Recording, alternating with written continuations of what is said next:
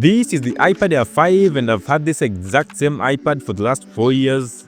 And today I'd like to share why it's still worth holding on to this iPad than going for the refreshed 13-inch iPad Air or even the tandem OLED M4 iPad Pro models. First off, this iPad has taken a thorough beating from occasional drops here and there to sitting or jumping on it, but the chassis is still holding its own even 4 years later. I had cases on Reddit where people complain about their iPad Air 5 chassis bending and cracking the screen, but I never had such a case with mine. As for the screen, there are no dead pixels, very minor, or I can even say almost no scratches. There are no screen issues or weird glitches. The LCD screen still works perfectly. I'm on my third case because they just keep melting off in the corners, which just goes to show how durable the iPad really is. The speakers still easily fill up a room, and the microphone still outperforms even some of the latest laptops released this here.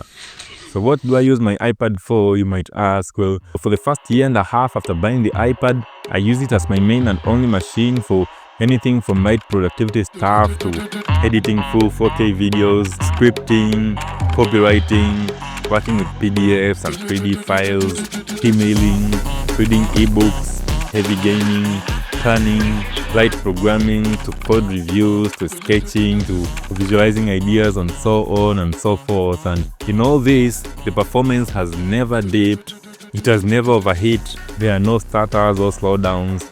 The iPad OS is just super well optimized. It's so lightweight and mobile that I bring it with me everywhere. Even now, paired with a MacBook, over 40% of my daily workflow still relies on this very iPad Air 5. This just goes to showcase the hard work and long-term thinking from the team over at Apple. 4 years later, I'm still impressed. Most gadgets and accessories don't even last half the time in my setup, but the iPad Air 5 has earned its place. It's become part of my life, not just my tech stack. And if it died tomorrow, I'd easily grab the exact same model again without thinking twice.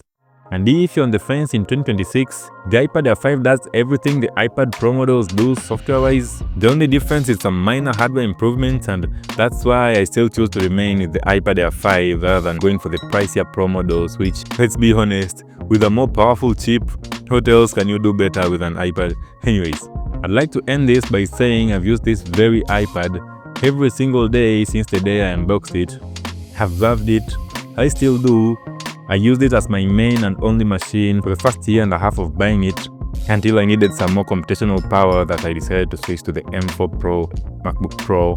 And even now, I still enjoy the flexibility of the iPad, and I still use it for over 40% of my daily computational tasks.